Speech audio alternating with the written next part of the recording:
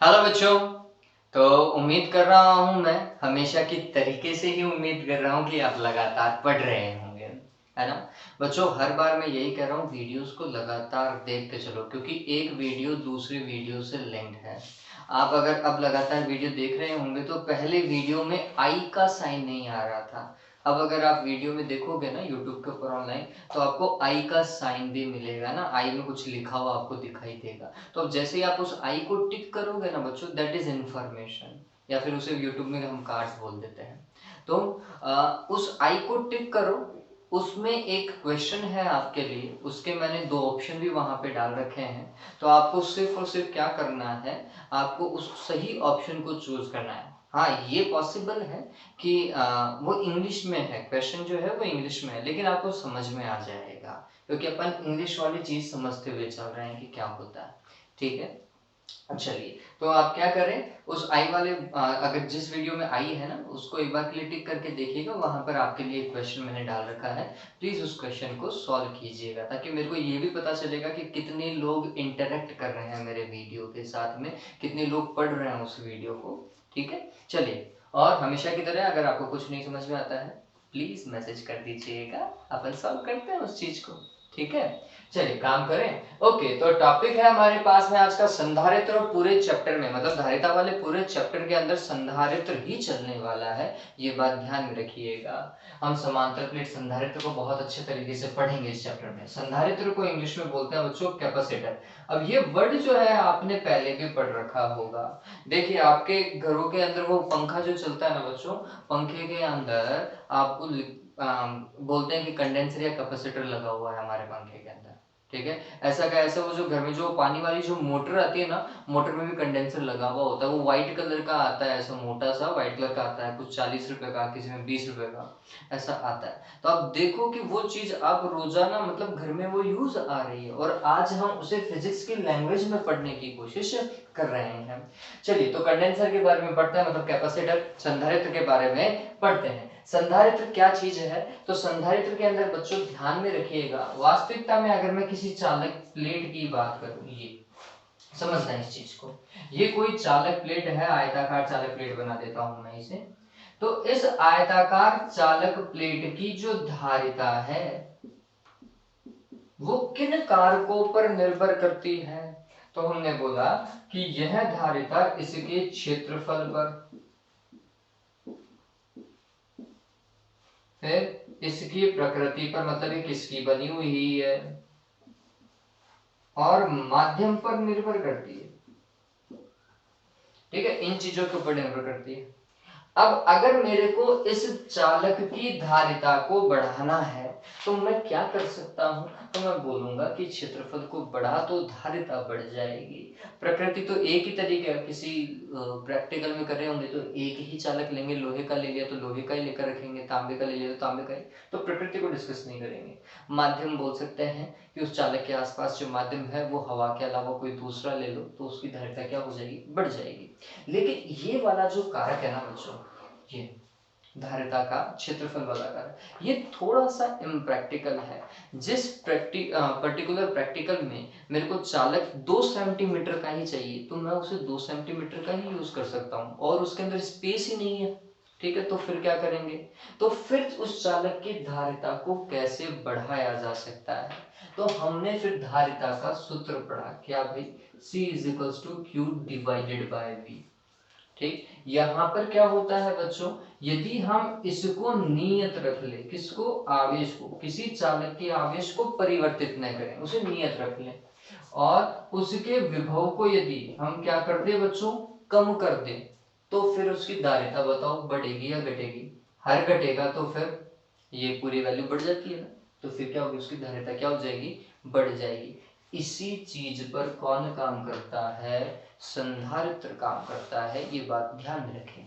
तो संधारित्र चालकों का वह युग्म है जिसके द्वारा आवेश का संचय किया जाता है। थोड़ा सा अटपटा है ये आवेश का संचय, तो मैं आपको एक वर्ड बताता हूं जो बिल्कुल परफेक्ट है। संधारित्र चालकों का वह युग्म है जिसका उपयोग किसी परिपथ में ऊर्जा संग्रहण के लिए किया जाता है एवं इसका उपयोग आवेश को संचय करने के लिए भी किया जाता है। हालांकि आवेशों का संचय इतना सही नहीं है जितना ऊर्जा संग्रहण है, ये बात ध्यान में रख लीजिएगा। ठीक, तो वास्तविकता में तो ऊर्जा संग्रहण में ही है बच्चों। आवेश को तो हम क्या रखने की कोशिश करते हैं, नियत रखने की कोशिश करते हैं, ये बात ध्यान में रख लीजिएगा। ठीक, तो संधारित्र चालकों का वह युग्म है जिसका उपयोग किसी परिपथ के अंदर ऊर्जा संग्रहण के लिए किया जाता है। इस चीज को ध्यान में रखिए, ऊर्जा एवं आवेश संग्रहण के लिए किया जाता है। अपने 12th के पर्पज से तो आप ये लिख सकते हैं। बात समझ में आई क्या?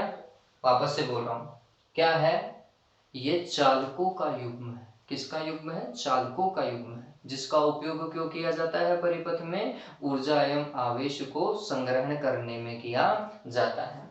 फिर जब भी हम किसी संधारित्र की बात करते हैं ना बच्चों, तो संधारित्र में मैं बोल रहा हूं चालकों का युग्म। चालकों का युग्म मतलब दो प्लेट होंगी, तो इसके अंदर एक प्लेट होती है प्लस की और दूसरी प्लेट होती है माइनस की। ये बात ध्यान में रखना।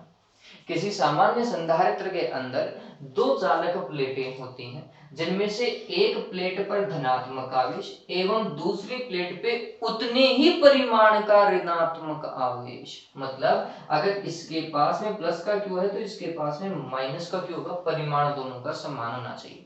तो किसी संधारित्र का अगर कुल आवेश देखा जाए, कुल आवेश अगर संधारित्र का बोला जाए तो कितना होता है?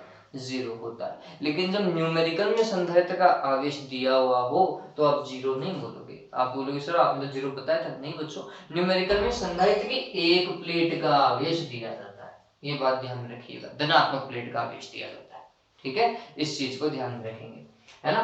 तो संधारित्र में क्या होता है? ये चालकों की प्लेटों का युग्म है जिसमें एक प्लेट धनात्मक आवेशित एवं दूसरी प्लेट उतने ही परिमाण की ऋणात्मक आवेशित होती है एवं दोनों प्लेटें एक दूसरे से एक निश्चित दूरी पर स्थित होती हैं। ये बात ध्यान में रखिए। ठीक है, इनके मध्य क्या होता है? कुछ गैप होता है। ठीक, तो ये क्या है बच्चों? संधारित्र है। जिस प्रकार चालकों के अंदर Q समानुपाती V होता है, उसी प्रकार संधारित्र में भी क्या होता है बच्चों? Q समानुपाती V। मतलब Q = CV जो है वो कॉन्सेप्ट जहां चालकों के लिए काम कर रहा था, वही कॉन्सेप्ट जो है वो किस में काम करता है? संधारित्र में भी काम करता है। इस चीज को ध्यान में रखेंगे। ठीक है, तो बात समझ में आ गई क्या संधारित्र के लिए? चलिए, तो वापस से मैं इस चीज को वापस से तीसरी और चौथी बार रिपीट कर रहा हूं बच्चों। क्या रिपीट करना है अपन को? हम बोलेंगे कि दो चालक प्लेटों का युग्म या चालक प्लेटों का युग्म जिसका उपयोग ऊर्जा एवं आवेश संचय के लिए किया जाता है। फिर यह Q समानुपाती V के सिद्धांत पर कार्य करता है। इसके अंदर एक प्लेट धनावेशित एवं दूसरी प्लेट उतने ही परिमाण की ऋणावेशित होती है। ठीक है, चलिए अब काम करते हैं आगे। जो नेक्स्ट पॉइंट है हमारा, ये है संधारित्र का सिद्धांत और अत्यधिक इंपॉर्टेंट है बच्चों।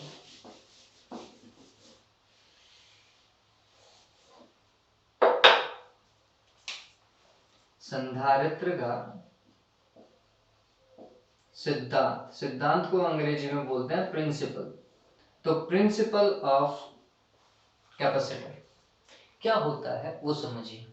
देखिए, हमें क्या करना है? संधारित्र का उपयोग क्यों किया गया? तो हम बोलते हैं कि धारिता को बढ़ाने में किया गया, या फिर ऊर्जा को संचय करने में किया गया, या फिर जो मैं आपको बोल रहा हूँ कि थोड़ा कम ही प्रेफर करना, लेकिन लिख रहे हो तो कोई दिक्कत वाली बात नहीं, अपनी बुक में तो दिया हुआ है, आवेशों के संचय में भी किया जाता है। ठीक है, कुल मिलाकर के संधारित्र जो है वो धारिता से रिलेटेड है, ये बात ध्यान में रखिए।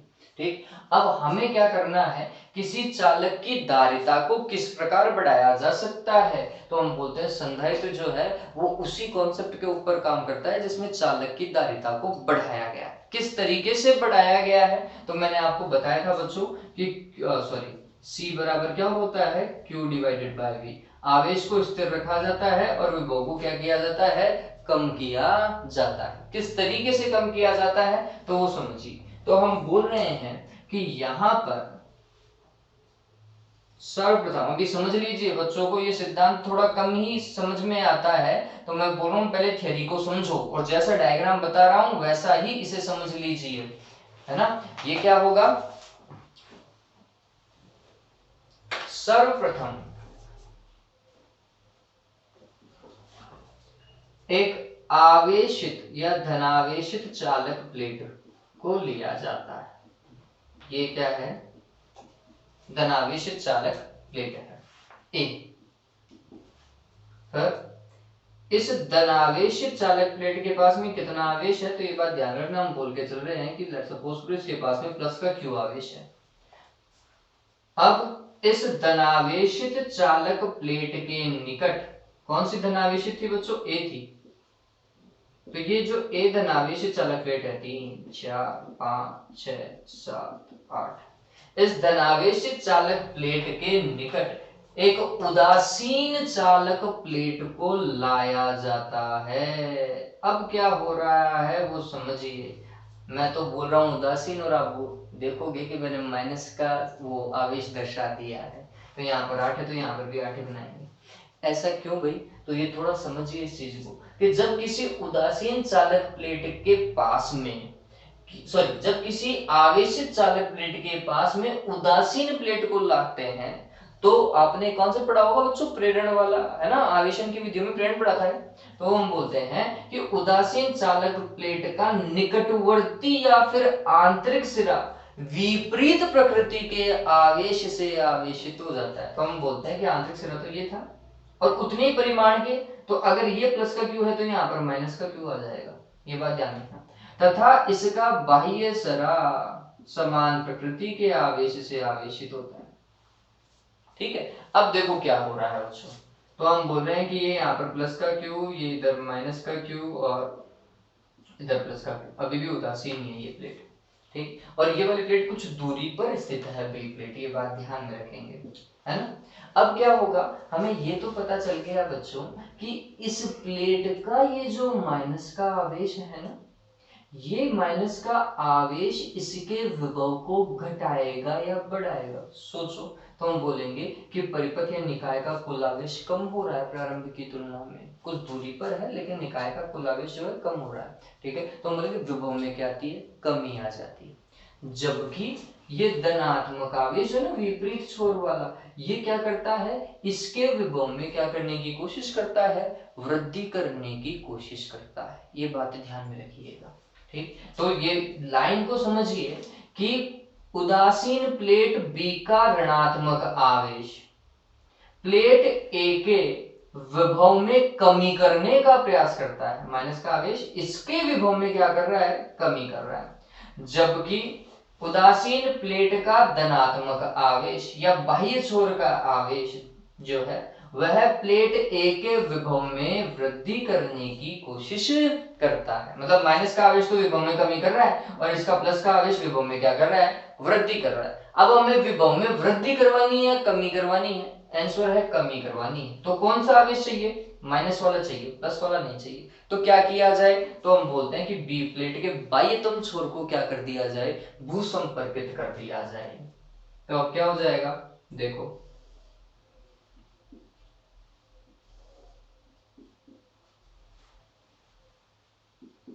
2 3 4 5 6 7 8।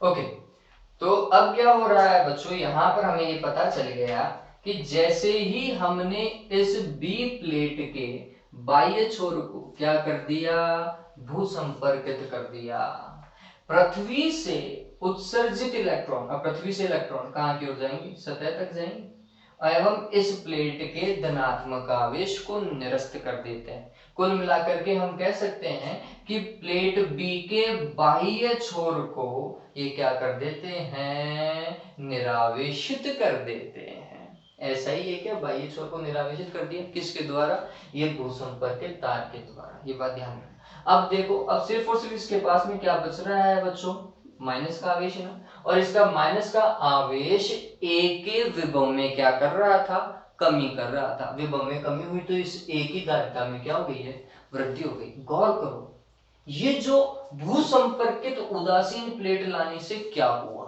तो हम बोलते हैं कि जब कोई भूसंपर्कित प्लेट लेकर के आता है ना बच्चों, तो हम बोलते हैं कि हमने ना तो इसके आवेश को कोई चेंज किया, नहीं भाई इसके आवेश में कोई चेंज नहीं किया, ठीक, हमने क्या किया है, इसके विभव में कमी की है, और विभव में कमी करके हमने इसकी धारिता को क्या कर दिया है, बढ़ा दिया है। यही किसका सिद्धांत है, संधारित्र का सिद्धांत है। वापस से मैं आपको थ्योरी समझा रहा हूं, फिर लास्ट वाली लाइन जो बोलूंगा वो बहुत तरीके से सुन लीजिएगा। क्या होगा, सर्वप्रथम एक धनावेशित चालक प्लेट ली जाती है, इस धनावेशित चालक प्लेट के निकट एक उदासीन चालक प्लेट को लाने पर प्रेरण के कारण उदासीन चालक प्लेट के आंतरिक सिरे पर ऋणात्मक आवेश एवं बाह्य सिरे पर धनात्मक आवेश प्रेरित होता है। इस प्लेट बी का ऋणात्मक आवेश प्लेट ए के विभव में कमी करता है, जबकि प्लेट बी का धनात्मक आवेश प्लेट ए के विभव में वृद्धि करता है।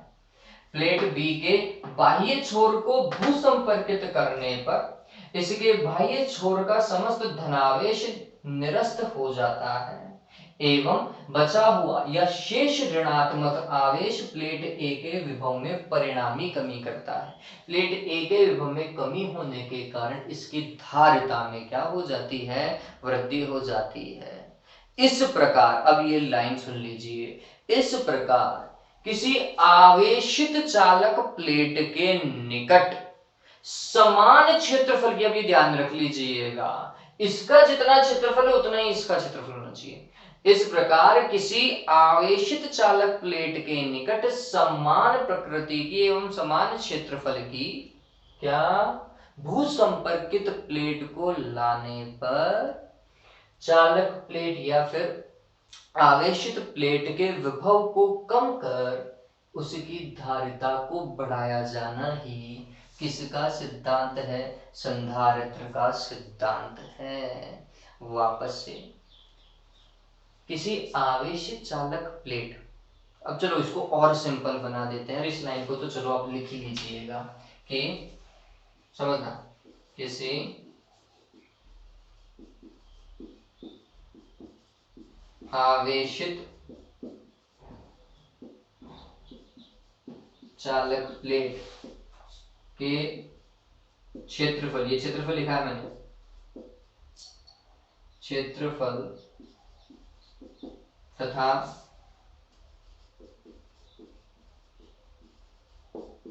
आवेश को स्थिर अथवा नियत रखते हुए उसके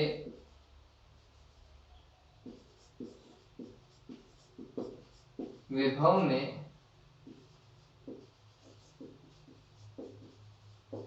कमी लाकर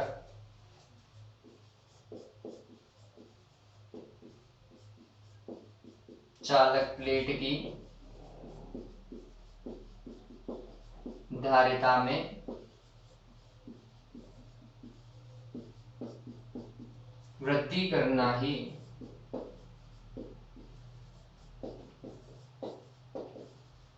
संधारित्र का सिद्धांत है। ये लाइन दिमाग में रख लीजिएगा। एवं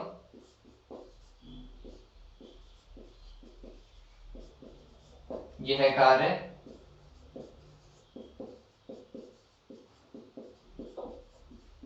आवेशित प्लेट के निकट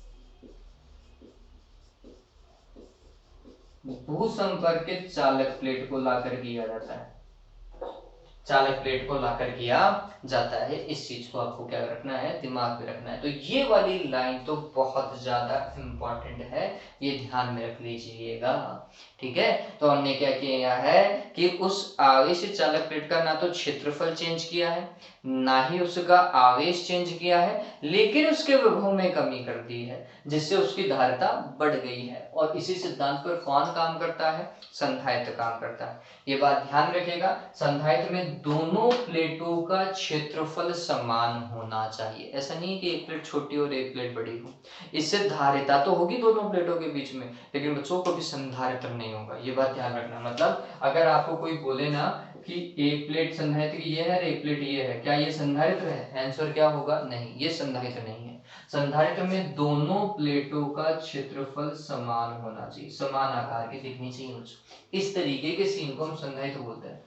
किसी भी परिपथ के अंदर जैसे आप प्रतिरोध को ऐसा प्रदर्शित करते हो ना बच्चों, यूं प्रतिरोध को ऐसे प्रदर्शित किया जाता है, वैसे ही किसी परिपथ के अंदर संधारित्र को तो समांतर प्लेटों से प्रदर्शित किया जाता है। ये वाला संधारित्र नियतमान का संधारित्र है, ठीक है। और अगर संधारित्र के साथ में ऐसा लगा हुआ आ जाए, यूं तीर का निशान लगा हुआ आ जाए, तो ये कौन सा संधारित्र होगा? परिवर्ती संधारित्र होगा। इस चीज को ध्यान रखिएगा। संधारित्र क्या कार्य करता है? तो पहला ऊर्जा का संचय करता है, दूसरा आवेशों का संचय कर सकता है, और धारिता की वृद्धि के लिए उपयोग में लिया जाता है। ये बात ध्यान में रखना, ठीक है। तो ये समझ में आ गया। चलिए फिर ये जो हम प्लेटों की बात कर रहे हैं, ये प्लेटें बच्चों कैसी भी हो सकती हैं। ये प्लेटें एक दूसरे के समांतर होती हैं तो हम समांतर प्लेट संधारित्र पढ़ते हैं। ये प्लेटों को अगर बेलनाकार हम देखा जाए तो फिर बेलनाकार संधारित्र को पढ़ा जाता है। इसी तरीके से एक गोलीय संधारित्र भी होता है, ठीक है। तो उसके अंदर गोलीय प्लेट होती है, एक प्लेट गोला होती है, फिर उसके ऊपर एक और गोला होता है, वो गोलीय संधारित्र बन जाएगा, ठीक है। और 3 संधारित्र होते हैं हमारे कोर्स में, 2 ही संधारित्र हम पढ़ेंगे थ्योरेटिकली। नाम तीनों का दिया हुआ है। कौन कौन से संधारित्र हैं? समांतर प्लेट संधारित्र, दूसरा बेलनाकार संधारित्र, तीसरा गोलीय संधारित्र। हम पढ़ेंगे कौन से? तो हम बोल दो कि बेलनाकार को छोड़ दो, हमारे कोर्स में भी नहीं है। हमारे कोर्स में कौन कौन से हैं? समांतर प्लेट संधारित्र हैं और गोलीय संधारित्र है, जिसे हम नेक्स्ट वीडियो के अंदर डिस्कस करेंगे। तो ये समझ में आ गया होगा। ये बात और ध्यान रखना, ऐसा संधारित्र और संभव है जिसमें मात्र एक ही चालक प्लेट हो। ये बात ध्यान रखना, एक चालक प्लेट भी किसकी भांति व्यवहार कर सकता है? संधारित्र की भांति व्यवहार कर सकता है। इस स्थिति में उसकी दूसरी प्लेट को अनंत पर माना जाता है। ये बात ध्यान में रख लीजिएगा। कहाँ मानेंगे उसकी दूसरी प्लेट को? अनंत पर मानेंगे, ठीक है। दिमाग में रहेगा ये। चलिए, तो आज के लिए मेरे हिसाब से मैं समझता हूं कि आपको संधारित्र का सिद्धांत, प्रिंसिपल ऑफ कैपेसिटर समझ में आ गया होगा। आज के लिए इतना ही। बच्चों लगातार पढ़ते रहो, और चैनल को अगर अभी भी सब्सक्राइब नहीं किया तो प्लीज सब्सक्राइब करो, ठीक है। Okay, have a good day.